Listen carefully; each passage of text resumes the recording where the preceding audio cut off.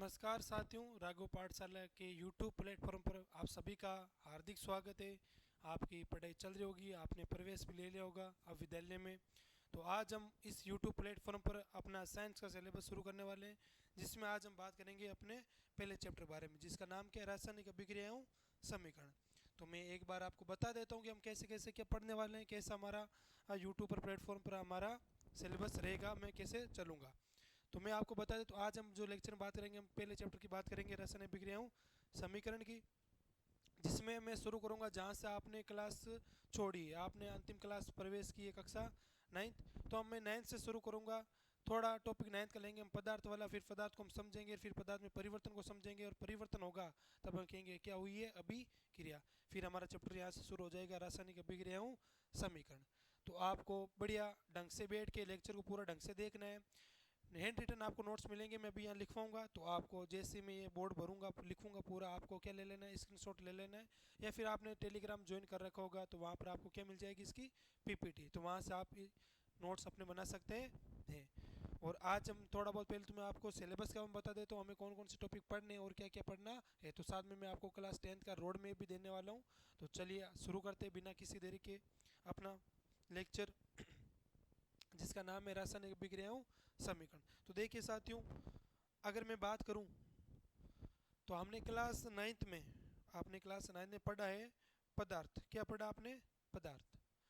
तो हम अगर बात करें जहां से हमने बात को ख़त्म किया था पिछले साल पदार्थ पर, वहीं से वापस शुरू करते हैं क्लास 10th की कहानी, पदार्थ क्या है। तो मैं अगर आपको बात करूं कि पदार्थ क्या है, तो आप क्या कहेंगे? तो जो इस संसार है, जो ये यूनिवर्स हमारा बना है, ये केवल विज्ञान की दृष्टि से में दो चीज़ों से ही मिलकर बना है।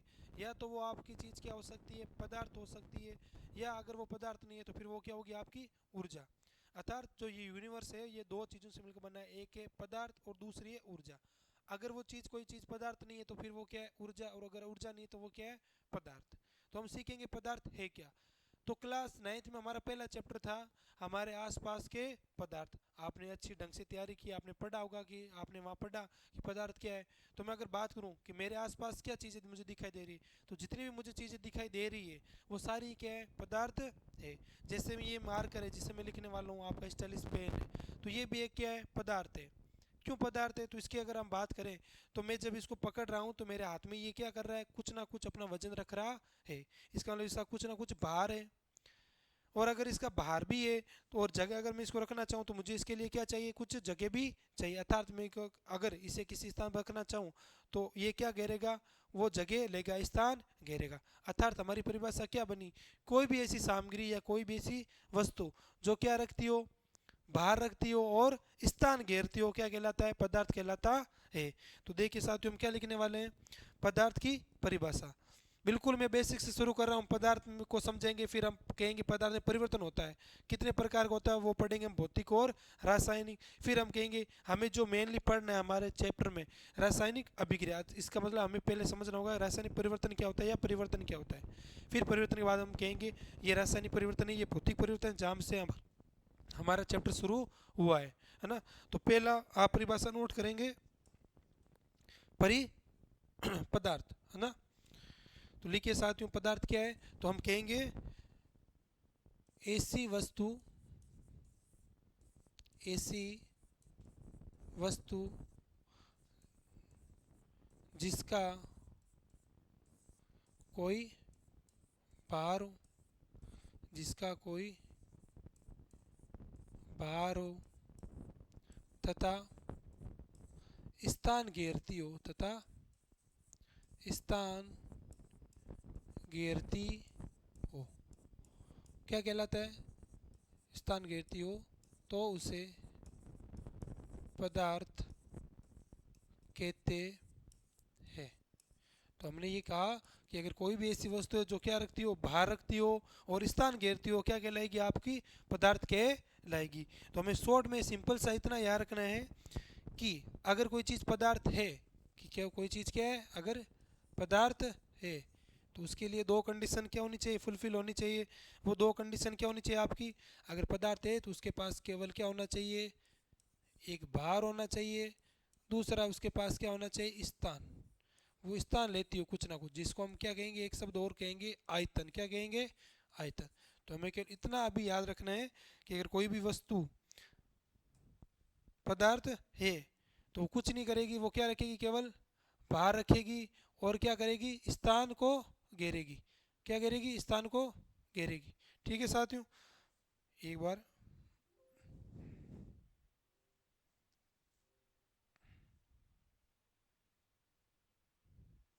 तो वो स्थान को घेरेगी। ठीक है, तो ये हमारी होगी पदार्थ की परिभाषा।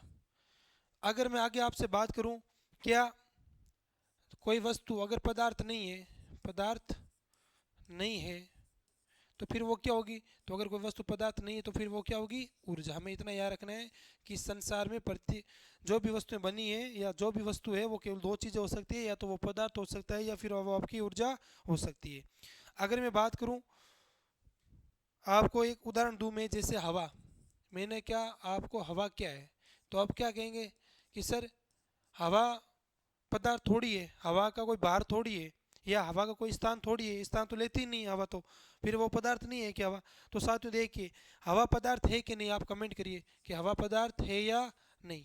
हवा पदार्थ है या नहीं? तो साथियों हवा बिल्कुल क्या आपका एक पदार्थ है। क्यों है? तो इसके लिए हम सामान्य सा प्रयोग कर सकते हैं। हमने बचपन में सबने क्या खेला है? फुटबॉल खेला है। हाँ, फुटबॉल। तो जब हम फुटबॉल खेलते हैं तो हम देखते हैं कि कभी कभी फुटबॉल की हवा कम हो जाती है या हमें फुटबॉल में हवा भरनी पड़े। तो फुटबॉल जब पहले हवा नहीं थी तो वो क्या था, सिकुड़ा हुआ था, तो उसका कुछ ना कुछ वजन होगा। वो वजन मैंने मेजर किया, मान लो वो वजन आया कितना हमारा, 20 ग्राम। और जैसे ही मैंने उसके अंदर क्या भरी, हवा भरी, तो मैंने देखा वो जो सिकुड़ हुआ था वो फुटबॉल कैसे हो गया, बड़ा हो गया। इसका मतलब पहले वो इतना से भाग में था, वो इतने भाग ले रहा है, तो मतलब वो क्या ले रहा है, स्थान ले रहा है। और जब मैंने हवा भरी तो मैंने देखा हवा भरने के बाद उसका वजन जो बाहर है वो बढ़ कर कितना हो गया, 25 ग्राम हो गया मान लेते हैं। तो वो बाहर उसका 20 ग्राम से 25 ग्राम हो गया, मतलब 5 ग्राम बाहर बढ़ा है। तो हम देखते हैं कि उसके अंदर क्या होता है, बाहर भी है और स्थान भी है। इसका मतलब जो हमारा हवा है वो क्या है, पदार्थ है।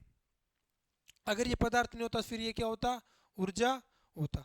तो ये सामान्य बात है कि संसार में प्रति दो ही दो ही वस्तुओं से ये संसार बना है, या तो वो पदार्थ है या फिर वो ऊर्जा है। अब यहीं से हमें आगे पढ़ना है, तो आप एक बार यहाँ नोट कीजिए, मैं आपको मिटा देता हूँ, उदाहरण वगैरह आपको नहीं लिखने हैं, इतना सा याद रखना है बस। ठीक है, तो साथियों आगे हम बात करें, तो अब हम बात करने वाले हैं कि पदार्थ होता कितने प्रकार का है, ये पदार्थ में कितने प्रकार से परिवर्तन हो सकता है। तो आप सभी जानते हैं पदार्थ कितने प्रकार का है, पदार्थ 3 प्रकार का है, ठोस, द्रव और गैस। इन्हीं में क्या होगा, लगातार परिवर्तन होगा, और ये परिवर्तन कैसे होगा यही हमें पढ़ना है। तो मैं अगर आगे अगले टॉपिक की बात करूं, तो हमारा अगला टॉपिक है कि पदार्थ में परिवर्तन कैसे होता है, या पदार्थ के गुणधर्म। तो मैं लिखूंगा पदार्थ के गुणधर्म के आधार पर, पदार्थ के गुणधर्म के आधार पर, आधार पर पदार्थ को, पदार्थ के गुणधर्म के आधार पर पदार्थ को, पदार्थ को दो भागों में, दो भागों में बांटा गया है। तो हमने पदार्थ के गुणधर्म के आधार पर पदार्थ को कितने भागों में बांटा है, 2 भागों में बांटा है। 1 मिनट साथियों।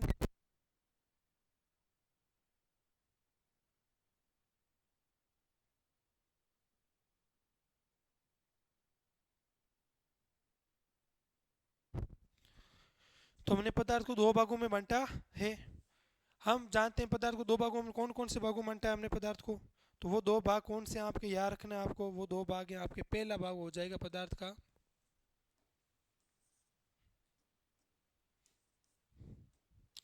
पहला जो हमने भाग बांटा है वो बांटा है पदार्थ को भौतिक गुणधर्म के आधार पर, भौतिक गुणधर्म के आधार पर। हमने देखा कि पदार्थ क्या है, कुछ भौतिक गुणधर्म है, क्या होते हैं आगे भी आगे बात करेंगे। अगला हमारा हो जाएगा 2 नंबर, दूसरा रासायनिक रासायनिक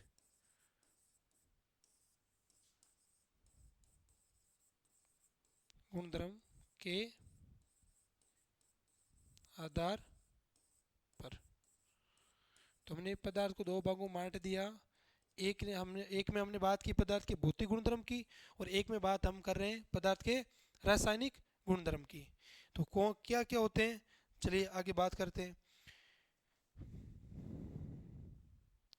तो आगे हम पे बात करें कि पदार्थ के भौतिक गुणधर्म क्या होते हैं। तो हमने लिखा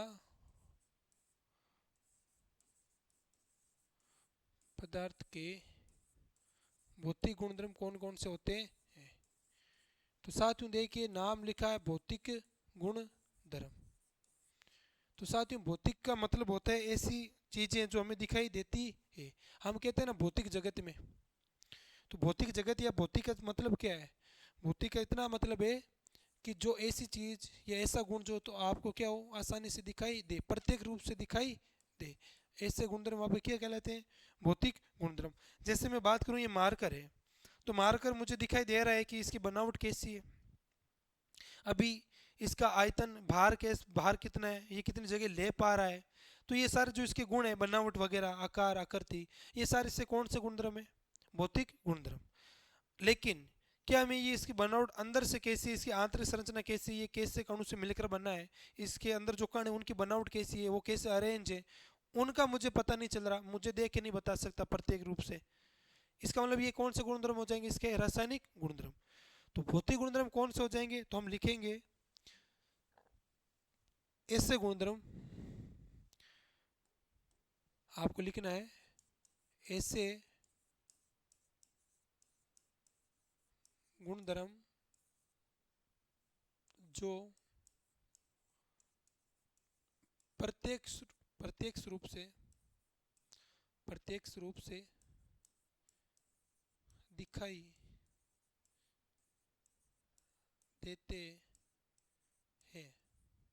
उदाहरण के लिए अगर हम बात करें किसका, भार, द्रव्यमान हो गया, किस वस्तु का आकार हो गया,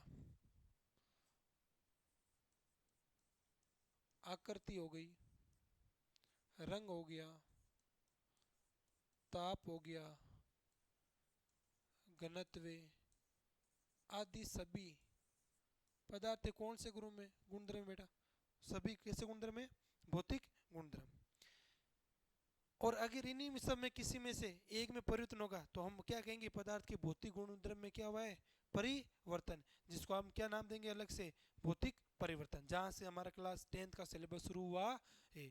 तो क्लास 9 में इसी चीज़ें हमने थोड़ी बहुत पढ़ी है, जहाँ से हमने चलना शुरू किया है। 9 से धीरे धीरे हम किस में प्रवेश कर रहे हैं, हम क्लास 10th में। तो यहाँ हम कहेंगे इनमें अगर परिवर्तन हो रहा है इन गुणधर्मों में, तो परिवर्तन कैसा होगा, भौतिक परिवर्तन। और इनके अलावा किसी अन्य आंतरिक भाग में परिवर्तन हो रहा है, आंतरिक गुणधर्म में परिवर्तन हो रहा है, वो कौन सा हो जाएगा, रासायनिक परिवर्तन। तो अगला हम लिखेंगे रासायनिक गुणधर्म क्या होते हैं। तो हमारा अगला हेडिंग रहेगी जो हमने दो लिया था, क्या लिखा था हमने, पदार्थ के रासायनिक गुण। तो पदार्थ के रासायनिक गुणधर्म की परिभाषा क्या हो जाएगी, बस ऊपर दे के बस नाम ही चेंज करना है। क्या लिखेंगे, ऐसे गुणधर्म, ऐसे गुणधर्म जो प्रत्यक्ष रूप से दिखाई नहीं देते हैं, अर्थात के कौन से हो जाएंगे, अर्थात पदार्थ के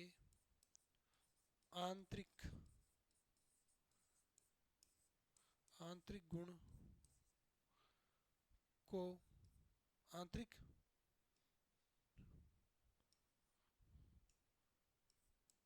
गुणों को रासायनिक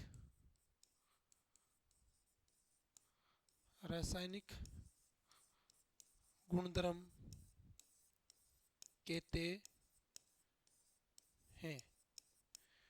रासायनिक गुणधर्म उदाहरण कौन से हो जाएंगे? जैसे इसके परमाणु की संरचना कैसी है, परमाणु की संरचना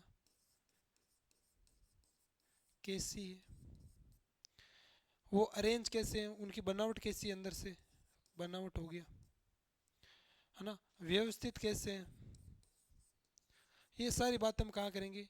पदार्थ के रासायनिक गुणधर्म में बात करेंगे।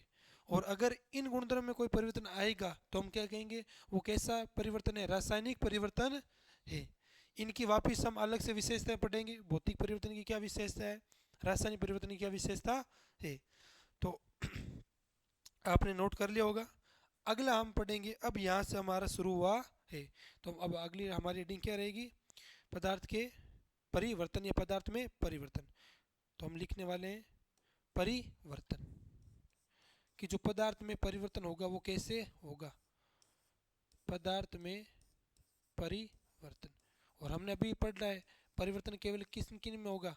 या तो पदार्थ के भौतिक गुणधर्म में होगा, या फिर पदार्थ के रासायनिक परिवर्तन में गुणधर्म में क्या होगा? परिवर्तन होगा।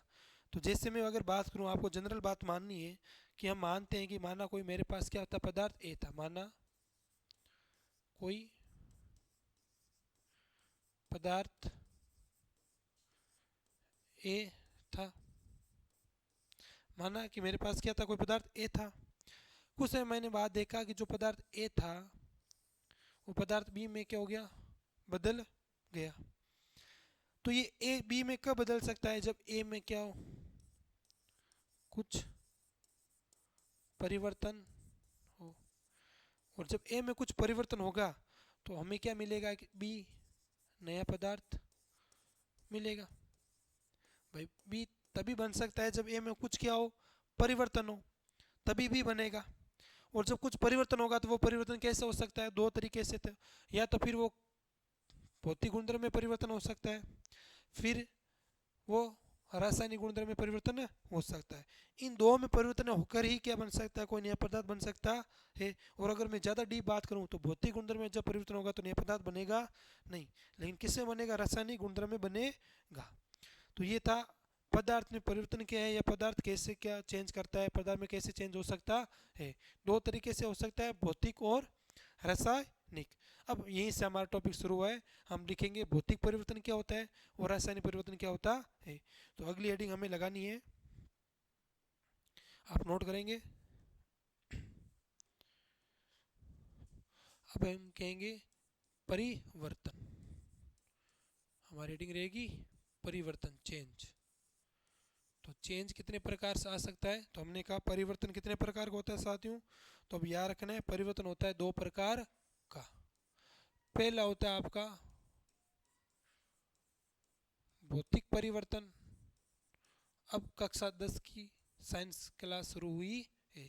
अभी तक हमने जो बात की वो क्लास 9 में हमने पढ़ी थी या सीखी थी। तो मैंने क्लास 9 से आपको हम कहाँ प्रवेश करें? क्लास 10 में। दूसरा परिवर्तन हम कह रहे हैं कि कौन सा होगा? रासायनिक परिवर्तन। अब आपको टेंशन मोड में बैठना है, बिल्कुल पीपीटी आपको मिल जाएगी, आपको केवल बोर्ड पे ध्यान रखना है मैं क्या बात कर रहा।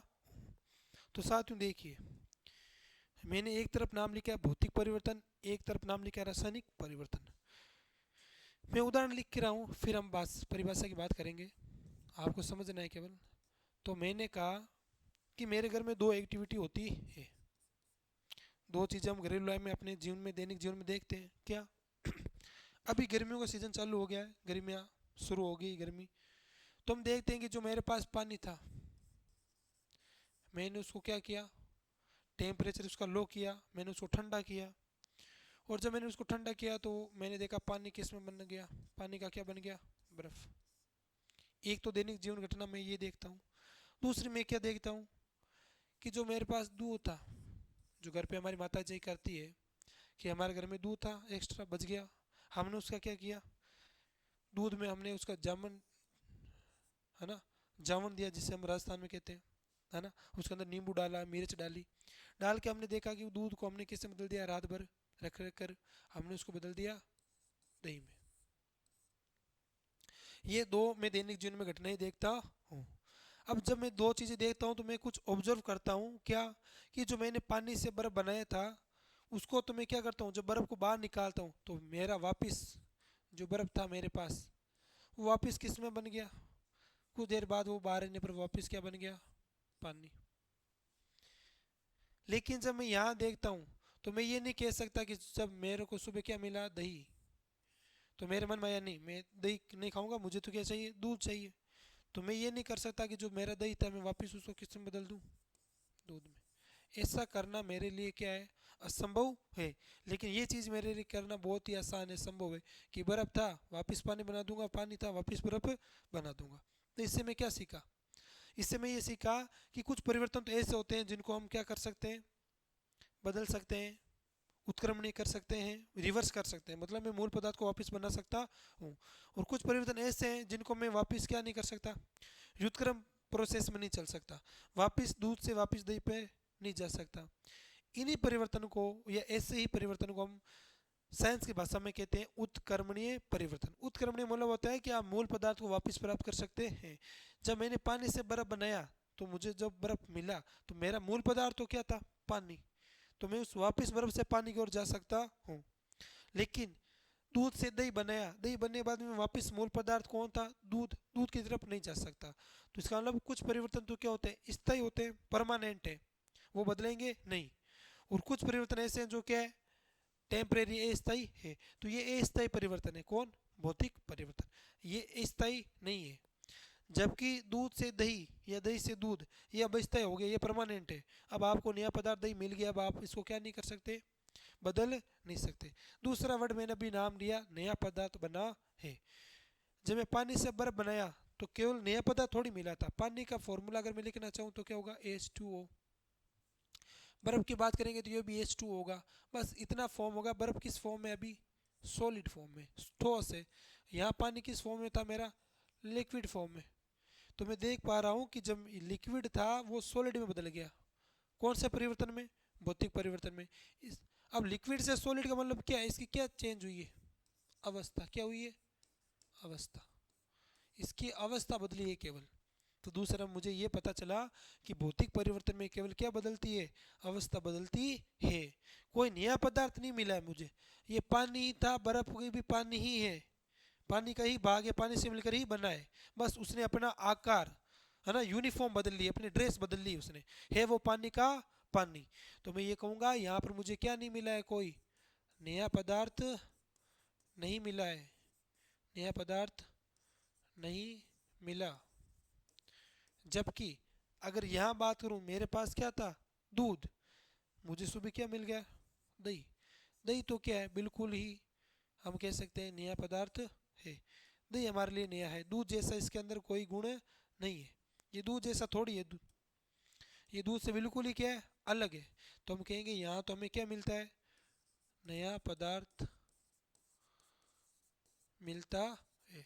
साथ ही हम लगातार जब पढ़ रहे हैं तो हम साथ में बहुत सारी चीज़ें सीख रहे हैं। हमने अभी परिभाषा के साथ हमने परिवर्तन भी सीख लिया है, परिवर्तन और अंतर भी सीख लिया कि अंतर क्या होगा। मैंने लिखा नया पदार्थ नहीं मिल रहा है, नया पदार्थ मिला है। मैंने कहा ये स्थायी है, मैंने कहा ये, सॉरी, मैंने कहा ये अस्थायी है, परमानेंट नहीं है, मैंने कहा ये परमानेंट स्थायी है। दूसरा, यहाँ अवस्था बदल रही है, यहाँ अवस्था से कोई मतलब नहीं, यहाँ को तो बिल्कुल ही क्या होगा, नया पदार्थ बनेगा। इसके अलावा साथियों, जब मैं देखूंगा पानी से मेरा क्या बना, बर्फ, तो बाहर में कोई ज़्यादा परिवर्तन नहीं आएगा। जो इसका बाहर था पानी का, जितने पानी से मैंने बर्फ बनाया उसके बाहर में कोई ज़्यादा परिवर्तन नहीं आएगा। लेकिन जो दूध था, जब मैंने दही बनाया तो मैं देखूंगा मेरा बाहर क्या हो जाएगा, दूध, जितना मैंने दूध लिया उससे कम या ज़्यादा जो दही बना है उसके बाहर में क्या आया, परिवर्तन आया है, क्या आया, परिवर्तन आया है। और यहाँ तो हमने बात की भौतिक परिवर्तन, मतलब जो भौतिक गुणों में परिवर्तन होगा, भौतिक गुणधर्म में परिवर्तन होगा। तो भौतिक गुणधर्म में हमने अभी लिखा था कौन से होते हैं, जिनमें आकार हो गया, ताप हो गया, रंग हो गया, अवस्था हो गया। तो हम तो यही तो बात करेंगे, इसकी अवस्था बदली है, इसका मतलब ये भौतिक परिवर्तन है। तो ऐसे परिवर्तन जिनमें भौतिक गुणों में परिवर्तन होता है उन्हें क्या कहते हैं, भौतिक गुणधर्म में परिवर्तन होता है उन्हें क्या कहते हैं, भौतिक परिवर्तन। और यहाँ क्या बदल रहा है, दूध था दही बन गया। दूध की पूरी आंतरिक संरचना संगठन ही क्या हो गया, चेंज हो गया। तो हमने यही तो बात की कि रासायनिक गुणधर्म क्या होते हैं, जिनकी आंतरिक बनावट होती है, वो कैसे बने, किससे मिलकर बने।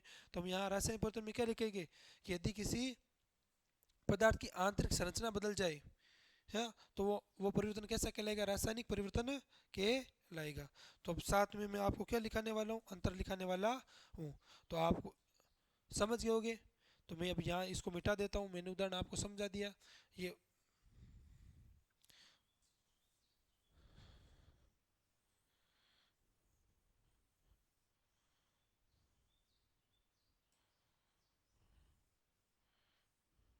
तो अब हम यहाँ क्या लिखने वाले हैं साथियों, हम लिखेंगे परिभाषा।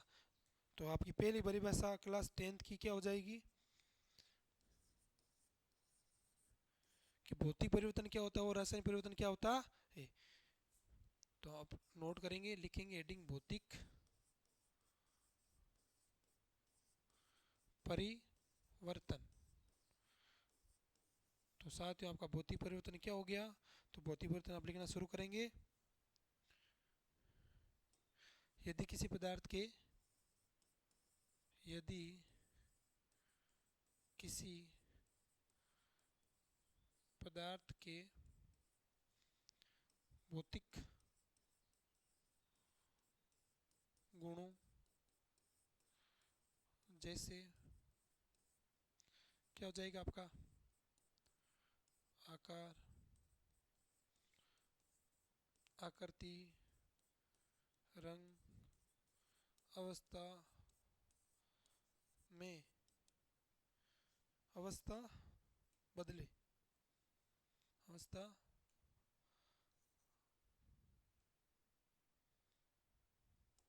अवस्था आदि बदले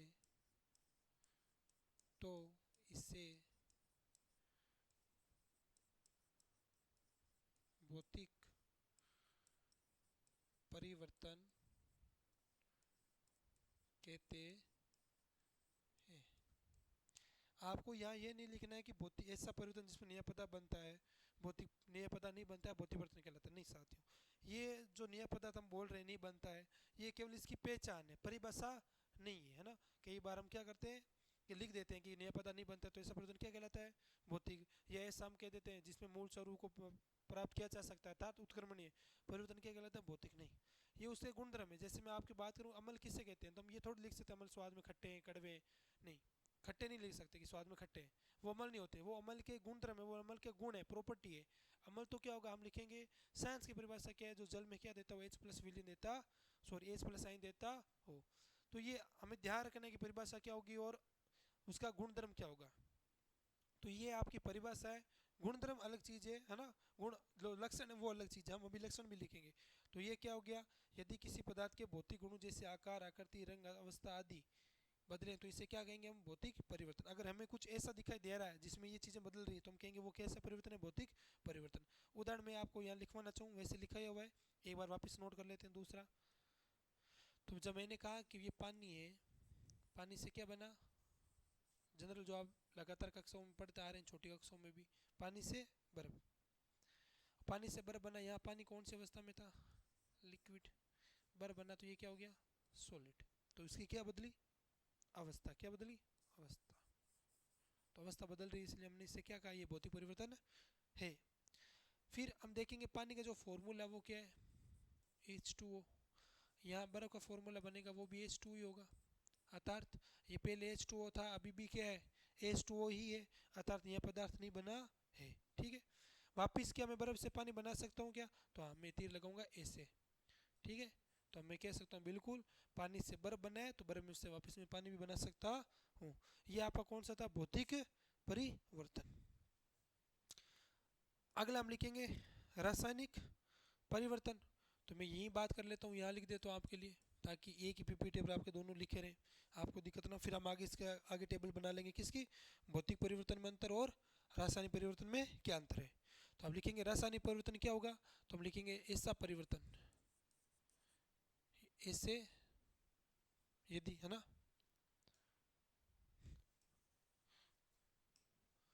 हम लिखेंगे यदि किसी यदि किसी पदार्थ के यदि किसी पदार्थ के रासायनिक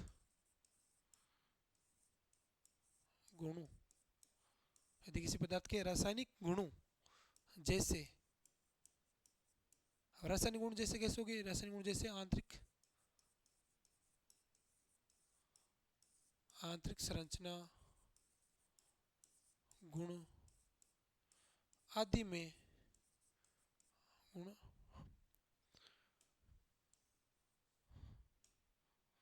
आदि गुण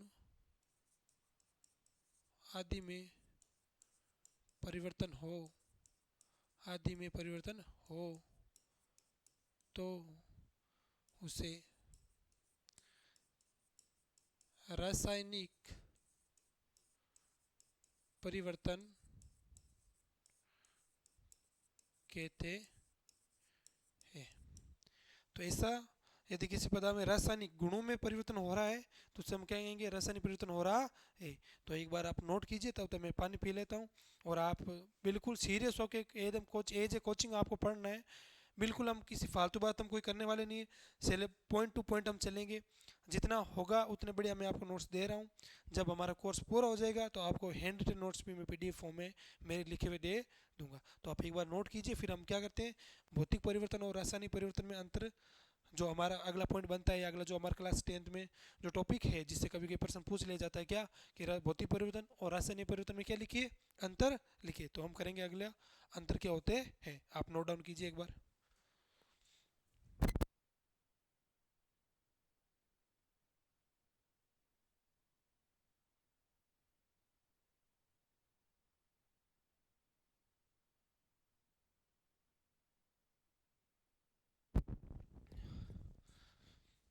तो आपने नोट डाउन कर लिया होगा। तो अगला हम करते हैं।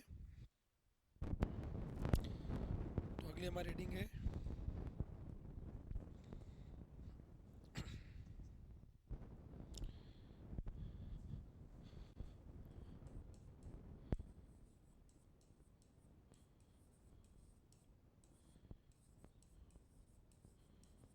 भौतिक परिवर्तन वे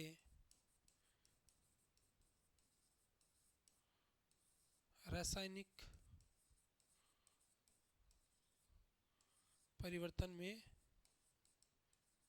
अंतर। हम बात करने वाले हैं कि कौन कौन से अंतर होते हैं जो क्या करते हैं भौतिक गुणधर्म को, भौतिक परिवर्तन को, रासायनिक परिवर्तन को एक दूसरे से क्या करते हैं अलग करते हैं। तो कैसे अलग करेंगे, अभी बात की थी, जैसे मैंने कहा दूध से मैंने क्या बनाया दही। क्या मैं दही से वापस दूध की तरफ जा सकता हूँ? नहीं, नहीं जा सकता। इसका मतलब ये क्या है अनुत्क्रमणीय परिवर्तन है, रिवर्स नहीं हो सकते, मूल पदार्थ को प्राप्त नहीं कर सकते। तो ऐसे परिवर्तन को साइंस में हम कहते हैं अनुत्क्रमणीय परिवर्तन। तो हम सीखेंगे कि रासायनिक परिवर्तन तो क्या है अनुत्क्रमणीय परिवर्तन है। रासायनिक परिवर्तन हमारे काम का क्यों है या हम क्यों पढ़ रहे हैं, तो हम देखते हैं कि जब रासायनिक परिवर्तन होता है तो हमेशा एक नए पदार्थ का क्या होता है निर्माण होता है। जैसे मैंने कहा मैंने दूध से क्या बना लिया दही, तो दूध से जो दही बना वो एक नया पदार्थ है। दही के गुणधर्म अलग हैं, दूध के गुणधर्म अलग है, दही का यूज अलग है, दूध का यूज अलग है, दोनों के गुणधर्म बिल्कुल ही क्या एक दूसरे से अलग है। तो इसका हम कहेंगे रासायनिक परिवर्तन हमेशा ही क्या बनता है एक नया पदार्थ बनता है। दूसरा हम कहेंगे जब मैंने कहा दूध से दही नहीं बन गया वापिस नहीं जा सकते, इसका मतलब ये परमानेंट है, ये स्थायी है। फिर हम कहेंगे इसका भार बदलेगा, जब मैंने दूध से दही बनाया तो इसका क्या होगा कुछ ना कुछ भार में क्या आएगा परिवर्तन होगा। तो ये था रासायनिक परिवर्तन। अगर बात करें भौतिक गुण परिवर्तन की तो ये बस इसका जस्ट क्या है रिवर्स है, उल्टा है, बिल्कुल आपको उल्टा कर देना। जैसे मैंने कहा दूध से दही, दही से दूध नहीं जा सकते, लेकिन हाँ भौतिक परिवर्तन में अगर मैंने कहा कि मेरे पास पानी था मैंने बर्फ बना लिया तो मैं वापस बर्फ से कहाँ जा सकता हूँ पानी की ओर जा सकता हूँ। अर्थात ये क्या है स्थायी परिवर्तन है। और अगर मैं रिवर्स जा सकता हूँ तो ये अनुत्क्रमणीय नहीं है, और जो चीज़ अनुत्क्रमणीय नहीं होती उसको हम साइंस की भाषा में कहते हैं उत्क्रमणीय परिवर्तन। अर्थात जो भौतिक परिवर्तन है वो क्या है रिवर्सेबल है, अर्थात वो उत्क्रमणीय परिवर्तन है। दूसरा मैंने कहा पानी, पानी मेरा फॉर्मूला है H2O, और मैंने कहा बर्फ, इसका फॉर्मूला ये भी किसका बनावट है पानी की बनावट है, बस बनावट क्या होगी पानी की सॉलिड फॉर्म में होगी, इसका फॉर्मूला भी क्या रहेगा H2O। अगर ये H2 है ये H2 है तो इस क्या बदला कुछ ही तो नहीं बदला, नया पदार्थ कहाँ बना, वही तो है। बस क्या बदला, पहले वो लिक्विड फॉर्म में था, पानी किस रूप में था, लिक्विड फॉर्म में, अब किस में हो गया, वो सॉलिड में, अर्थात उसकी अवस्था चेंज हुई है। कोई नया पदार्थ नहीं बना है, अवस्था से परिवर्तन हुई है। बाहर में भी कोई है ना परिवर्तन ज़्यादा नहीं आएगा तो हम कहेंगे बाहर में भी परिवर्तन नहीं होता है। ठीक है, तो ये था परिवर्तन। तो लिखिए, एक तरफ हम लिख लेते हैं भौतिक परिवर्तन, तो यहाँ हम लिखेंगे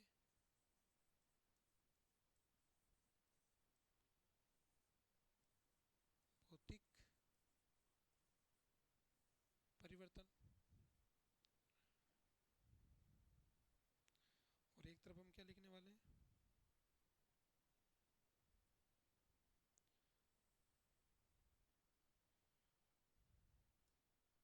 और एक तरफ लिखेंगे हम रासायनिक परिवर्तन, और यहाँ हम लिखेंगे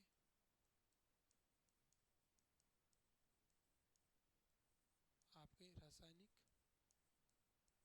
परिवर्तन। तो पहला पॉइंट जो लिखेंगे, क्या परिवर्तन है भाई, तो पहला है इस प्रकार के परिवर्तन में, इस प्रकार के परिवर्तन में केवल पदार्थ के भौतिक गुणों में परिवर्तन होता है। यहाँ हम लिखेंगे इस प्रकार के परिवर्तन में, इस प्रकार के परिवर्तन में पदार्थ के आंतरिक गुणों, पदार्थ के आंतरिक गुणों, संगठन, या हम बोल सकते हैं बनावट, बनावट आदि में, आदि में परिवर्तन होता है। ठीक है साथियों, अगला हम लिखेंगे पॉइंट नंबर हमारा होगा 2, कि हम जब कह रहे हैं कि इसके क्या बनेंगे, भौतिक गुण बदलेंगे, तो इसमें क्या होगा, इस प्रकार के परिवर्तन में, इस प्रकार के परिवर्तन में, परिवर्तन में कोई नया पदार्थ, याद रखना में कोई, ये इसकी पहचान है ना, कोई नया पदार्थ, कोई नया पदार्थ नहीं बनता है। जबकि यहाँ बात करें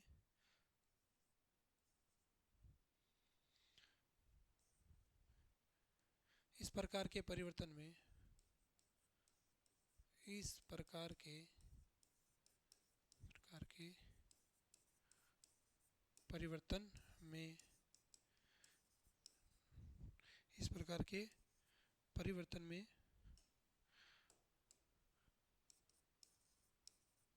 नया पदार्थ, नया पदार्थ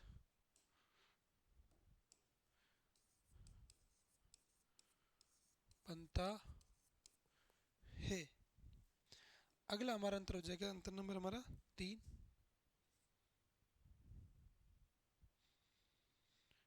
नंबर हमारा अंतर क्या हो जाएगा, कि जब मैं कह रहा हूँ कोई नया पदार्थ नहीं बनता, केवल अवस्था परिवर्तन होती है, तो इसका मतलब इस प्रकार का परिवर्तन, इस प्रकार का परिवर्तन उत्कर्मणीय है ना, इस प्रकार का परिवर्तन क्या होता है आपका, उत्कर्मणीय होता है। इस प्रकार परिवर्तन उत्कर्मणीय, उत्कर्मणीय परिवर्तन, उत्कर्मणीय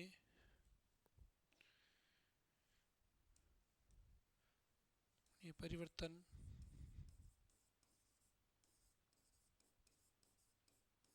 होता है। जबकि यहाँ बात करें तो इस प्रकार का परिवर्तन उत्क्रमण नहीं है, तो फिर वो क्या होगा? हमने कहा दूध से मैं दही नहीं बना सकता, वापिस बेक नहीं जा सकता, तो इसका मतलब वो क्या है?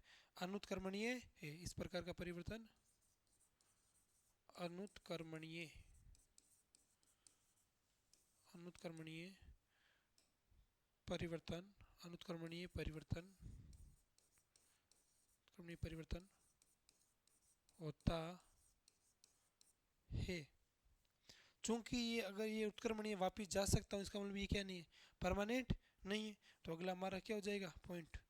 इस प्रकार का परिवर्तन इस प्रकार का परिवर्तन कैसा होता है प्रकृति में, नेचर में? तो इस प्रकार का परिवर्तन अस्थायी होता है। अस्थायी अस्थायी होता है। जबकि इस प्रकार का परिवर्तन इस प्रकार का परिवर्तन आपका क्या होता है? स्थायी, परमानेंट होता है।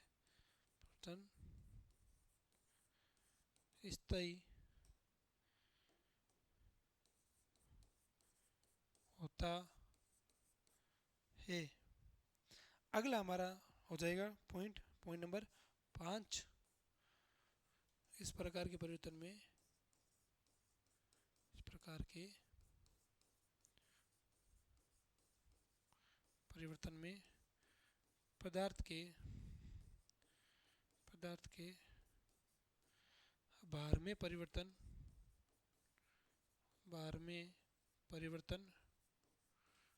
नहीं होता है। जबकि यहाँ बात करें तो इस प्रकार के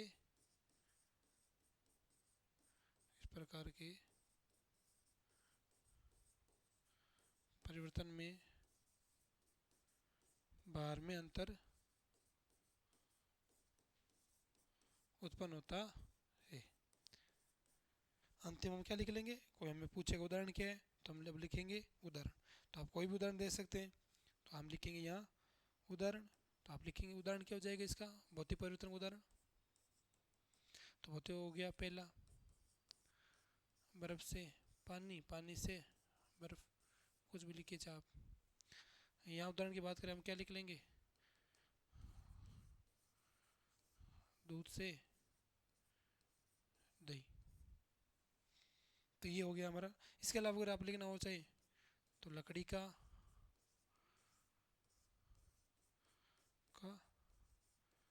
जलना, कोयले का जलना। जैसे मैं लिखूँ यहाँ कार्बन और मैं उसको जला रहा हूँ तो क्या बनेगा? CO2। यहाँ इसके अलावा हम बात करें तो आपका क्या हो जाएगा? जैसे बर्फ़ से मैंने क्या बनाया? पानी, या पानी का बर्फ़ बन जाएगा। और भौतिक परिवर्तन क्या हो सकता है? तो हो सकता है आपका कागज़ के टुकड़े करना। तो जब कागज़ के टुकड़े कर रहे हैं तो कागज़ का केवल क्या बदल रहा है? आकार बदल रहा है, उसकी आकृतियाँ चेंज हो रही है। लेकिन जब टुकड़े होंगे तो टुकड़े भी कागज़ के होंगे, कोई नया पदार्थ थोड़ी बनेगा। कागज़ के टुकड़े करने से कोई सोना थोड़ी बन जाएगा या कांच थोड़ी बन जाएगा ना। तो ये क्या है? भौतिक परिवर्तन। तो ये अंतर है आपके किसके? भौतिक परिवर्तन और रासायनिक परिवर्तन में। ठीक है बच्चों, तो मैं उम्मीद कर रहा हूँ आपको समझ में आया भौतिक परिवर्तन और रासायनिक परिवर्तन। एक बार आप नज़र से इसको एक बार देख लीजिए कि भौतिक परिवर्तन क्या और रासायनिक परिवर्तन क्या है, फिर हम आगे बात करते हैं।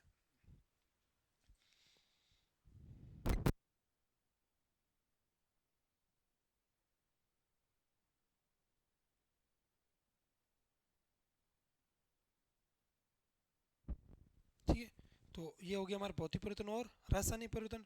तो चलिए हम अगली हेडिंग हमारी क्या होने वाली है देखते हैं। तो अगली हेडिंग हम करने वाले हैं, अब जब कोई परिवर्तन होगा तो हमें पता कैसे चलेगा? हमारा मेन टॉपिक तो क्या, हमें क्या पढ़ना है इस पूरी चैप्टर में? हमारा चैप्टर नाम ही क्या है? रासायनिक अभिक्रियाओं समीकरण। तो हमें केवल ज़्यादा जो हमारा जोर है, जो ज़्यादा हमें सीखना है, वो हमें क्या सीखना है, रासायनिक परिवर्तन। तो अब मुझे पता कैसे चलेगा कि रासायनिक परिवर्तन हुआ है? ऐसी कौन सी वस्तुएं हैं या ऐसे कौन से लक्षण गुण हैं जो मुझे ये बताएंगे कि किसी भी पदार्थ में क्या हो रहा है, रासायनिक परिवर्तन हो रहा है। तो इसके लिए हमने क्या बनाए, जनरल 3-4 पॉइंट बनाए हैं, जिनको हम कहते हैं अगर ये चीज़ें किसी पदार्थ में हो रही है तो हम ये कह सकते हैं कि पक्का उसमें क्या हुआ है, रासायनिक परिवर्तन हुआ है। कौन कौन सी है? तो हम लिखेंगे रासायनिक परिवर्तन के लक्षण या रासायनिक परिवर्तन की पहचान, है ना। और रासायनिक अभिक्रिया क्या होगी, तो हम आगे एक स्टेप आगे हम बढ़ेंगे, हम कहेंगे रासायनिक परिवर्तन को ही क्या कहते हैं, रासायनिक अभिक्रिया। चूंकि हमने कहा रासायनिक परिवर्तन में क्या बन रहा है, एक नया पदार्थ बन रहा है। तो जो नया पदार्थ कब बन सकता है, जब किसी में परिवर्तन हो। परिवर्तन किस में हो रहा है, रासायनिक परिवर्तन में। तो हम कहेंगे रासायनिक परिवर्तन को ही क्या कहते हैं, रासायनिक अभिक्रिया कहते हैं। तो जब यहाँ आपका दूध से दही बना है तो इसमें कुछ ना कुछ क्या हुआ है, रासायनिक अभिक्रिया हुई है। दूध से दही कब बना होगा, छोटी क्लास में पढ़ा होगा हम, दूध में क्या होता है, सॉरी हाँ, दूध में हम क्या बनाते हैं, लैक्टोबैसिलस जीवाणु होता है जो क्या बनाता है, दही को बनाता है ना। लकड़ी का जलना हो गया, जब लकड़ी जलेगी तो जलने पर क्या होगा, धुआं उत्पन्न होगा। तो लकड़ी से धुआं, राख बनी, नया पदार्थ बना। कार्बन था, मैंने जलाया, धुआं उत्पन्न हुआ, CO2 कार्बन डाई गैस बनी, मुझे नया पदार्थ मिला। इसका मतलब ये क्या है, सब रासायनिक अभिक्रियाएं हैं। इसको मैं कह सकता हूँ ये सारी क्या है, अगर मैं यहाँ लिखना चाहूँ, ये क्या है, आपकी रासायनिक अभिक्रिया है ना। तो अब आगे हम लिखेंगे रासायनिक अभिक्रिया की, सॉरी, रासायनिक परिवर्तन की पहचान, हम कह सकते हैं रासायनिक अभिक्रिया के पहचान, है ना। तो अगला हम लिखेंगे पॉइंट, अगली स्लाइड।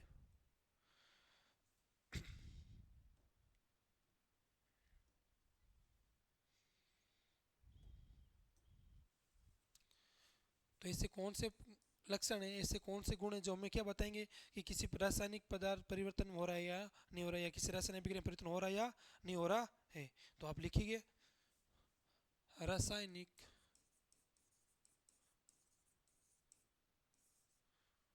परिवर्तन, या हम कह सकते हो रासायनिक अभिक्रिया की पहचान के लक्षण, की पहचान के लक्षण। तो कौन कौन से ऐसे गुण हैं, ऐसी कौन कौन सी पहचान या लक्षण है जो हमें बताएंगे कि रासायनिक परिवर्तन हुआ है या रासायनिक अभिक्रिया हुई है। ठीक है, तो आप पहला लिखेंगे, तो पहला क्या है, यदि आप ये देख पा रहे हैं कि किसी पदार्थ के रंग में बदलाव हो रहा है, रंग में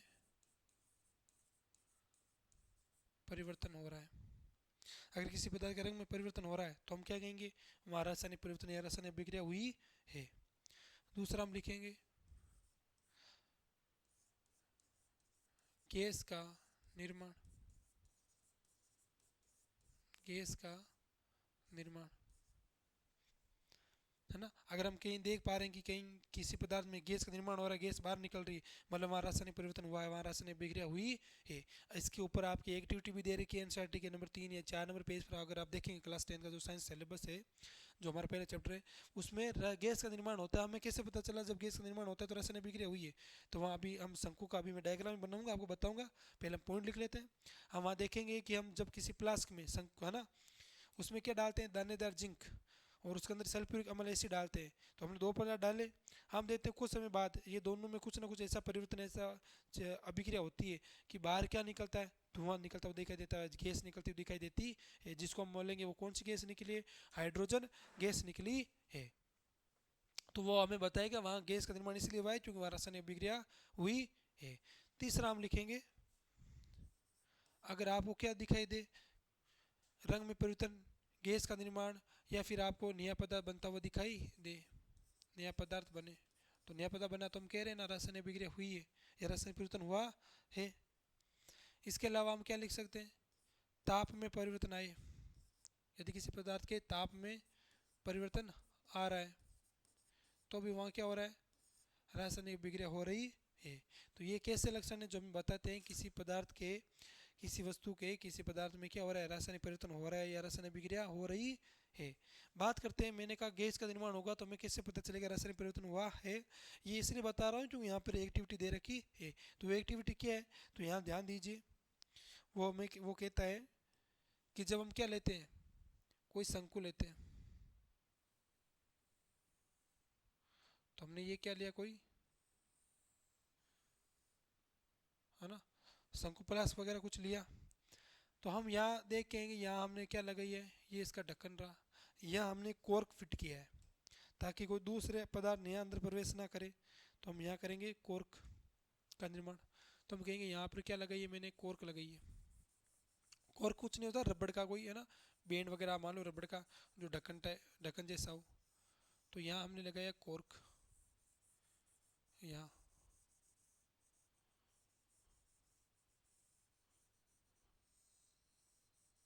ठीक है, और हम यहाँ कहेंगे यहाँ क्या लगे हुई है, जैसे मैं इसको थोड़ा बड़ा बना देता हूँ। तो यहाँ हमने इसमें फिट कर दी कॉर्क।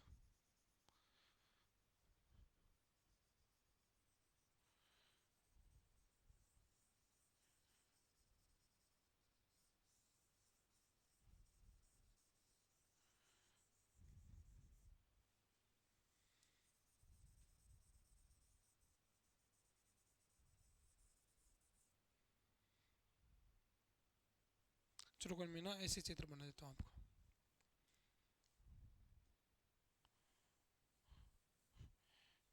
तो आप ऐसे समझ लीजिए जैसे मैंने चित्र बनाया कि ये हमारे पास क्या है, कोई प्लास शंकु का आकार कॉर्क है। तो ये रहा आपका।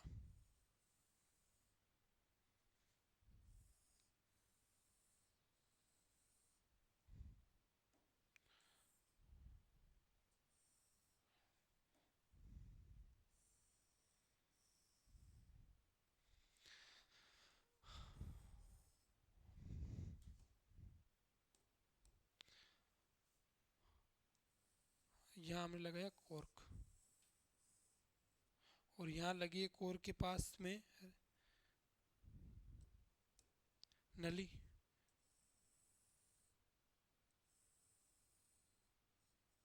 ये रही आपकी नली। तो हम ये देखते हैं कि जब इस नली कॉर्क में, इस प्लास शंकु में हमने क्या डाले, जिंक के छोटे छोटे टुकड़े डाले। किसके, जिंक, जस्ता, है ना। वहाँ लिखा मिलेगा किताब में एक्टिविटी में कि जस्ता के क्या है, दानेदार टुकड़े हैं। तो हमने यहाँ डाले जेड एन के टुकड़े, छोटे छोटे हमने टुकड़े डाल रखे हैं।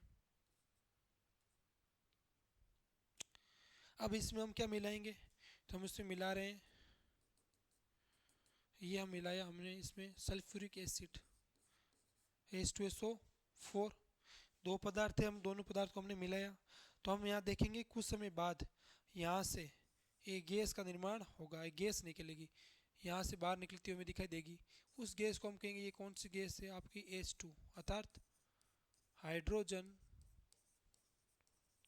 गैस। ये एक्टिविटी आपको बहुत ज़्यादा ध्यान में रखनी है, क्योंकि हर बार वो एक डायग्राम पूछता है, डायरेक्टिविटी पूछता है कि क्या पूछेगा कि जिंक के दानेदार टुकड़ों की H2SO4 के साथ अभिक्रिया कोई डायग्राम की सहायता से समझाइए, ये डायग्राम सहायता से बताइए। या पूछेगा जब टुकड़ों को H2SO4 में डाला जाता है तो उसका चित्र सहित क्या कीजिए, वर्णन कीजिए, किस पदार्थ निर्माण होता है, क्या बनता है।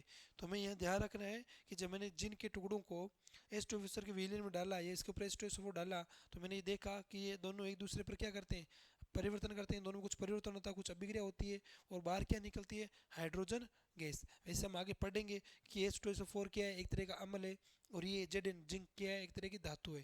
तो जब धातु और अम्ल मिलते हैं तो किसका निर्माण होता है, हाइड्रोजन गैस का। तो आपको यहाँ याद रखना है, मैं वहाँ पे जब आपको थर्ड चैप्टर पढ़ाऊंगा, है ना, धातु और धातु वाला, तो हम वहाँ पढ़ेंगे धातु की अभिक्रिया अम्ल के साथ। तो मैं फिर आपको पूछूंगा कि जब धातु अम्ल के साथ अभिक्रिया करती है तो किस गैस का निर्माण होता है, या कौन सा पदार्थ बनता है। तो कौन सा बन रहा है, H2 गैस। चूंकि H2 गैस बाहर निकली तो हमें पता चला इसमें कुछ ना कुछ परिवर्तन हुआ है, इसलिए हमने कहा गैस का निर्माण होता है।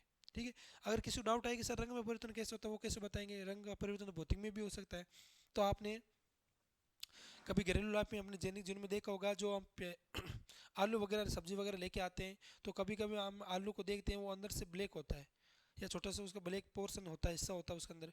तो वो हमें ब्लैक, वो क्या बताया, वो ब्लैक शुरुआत में ब्लैक थोड़ी था।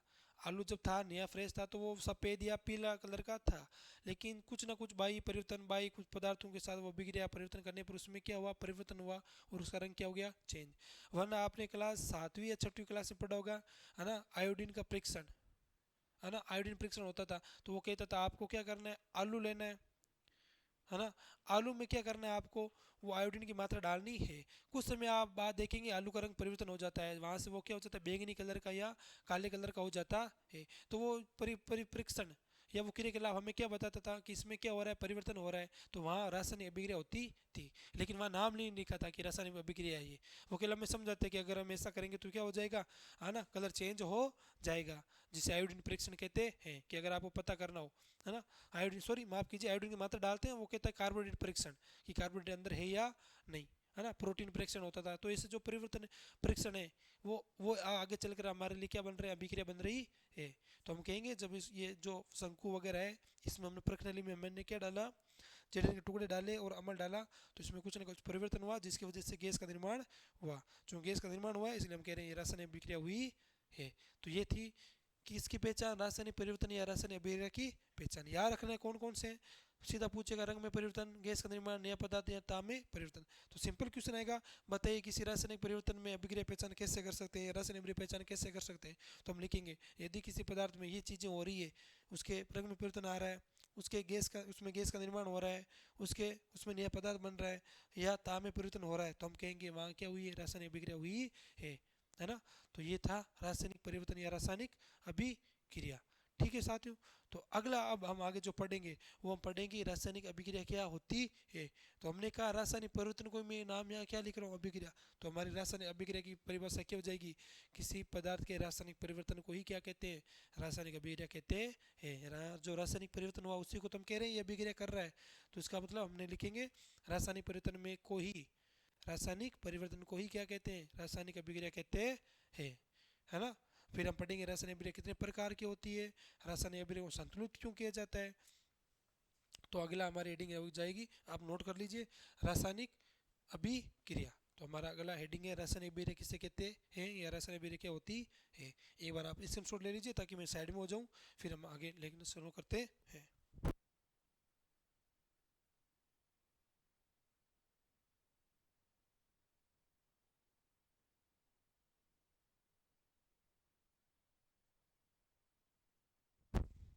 तो आपने स्क्रीनशॉट ले लिया होगा, तो आगे मैं हेडिंग लगाता हूँ अपनी, रासायनिक अभिक्रिया।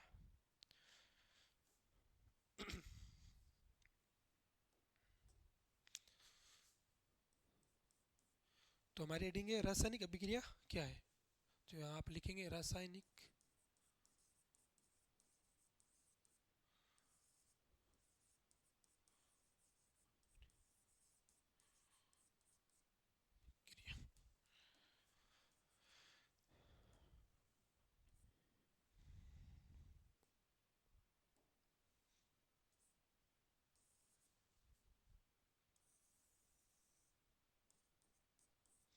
तो क्या लिखने वाले, तो नोट करेंगे, रासायनिक परिवर्तन को क्या कहेंगे, रासायनिक अभिक्रिया कहेंगे, है ना। सिंपल सी परिभाषा याद रखनी है कि रासायनिक परिवर्तन को क्या कहते हैं, रासायनिक अभिक्रिया कहते हैं। आप लिखना चाहे तो और बहुत सारी परिभाषा हो सकती है ना, कि एक परिभाषा पर आपको रुकना नहीं है।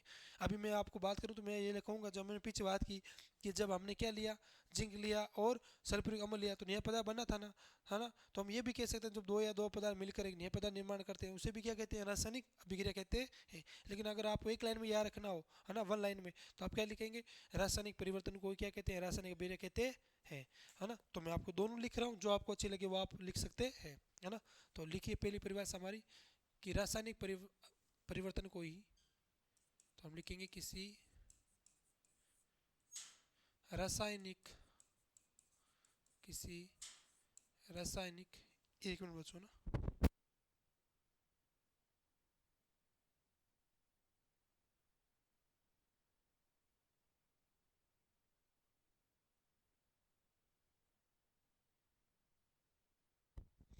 है ना। तो आपके सर हैं जो बजरंग जी, ना, बंद कर दो, बंद कर। वो चाय वगैरह देके गए हैं मेरे को ना, इसलिए थोड़ा। तो चलिए हम क्या लिखेंगे, किसी रासायनिक परिवर्तन को ही, किसी रासायनिक परिवर्तन को ही रासायनिक अभिक्रिया कहते हैं। तो हमने क्या कहा, किसी रासायनिक परिवर्तन को ही रासायनिक अभिक्रिया कहते हैं। तो आपकी एक परिभाषा तो ये हो गई।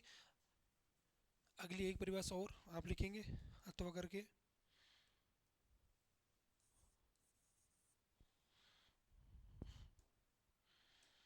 क्या लिखेंगे,